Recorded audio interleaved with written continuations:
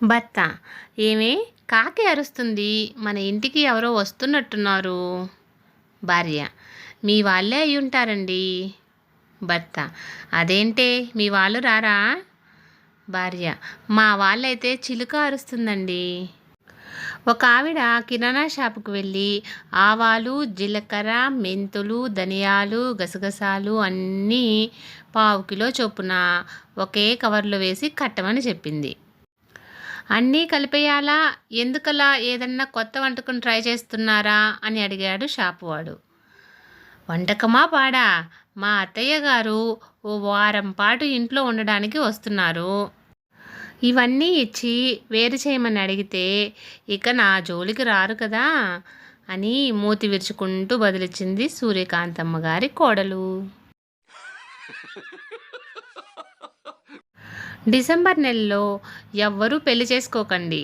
ఎందుకంటే పెళ్లి చేసుకున్న కొన్ని రోజులకే మీ లైఫ్ పార్ట్నర్ 1 సంవత్సరం పాతగా అయిపోతారు. డాక్టర్ గారు, నా జబ్బు తగ్గడానికి ఇంకా ఎంతకాలం పడుతుంది అని అడిగాడు పేషెంట్. డాక్టర్: ఇన్నేళ్ల నుంచి ఏ రోజైనా జబ్బు తగ్గించండి అని అడిగావా? ఎప్పుడు చూసినా ఫీజు తగ్గించండి, ఫీజు తగ్గించండి అనేగా అడిగావు. నువ్వు అడగకపోతే నాకెలా తెలుస్తుంది చెప్పు అని కోపంగా అన్నారు డాక్టర్.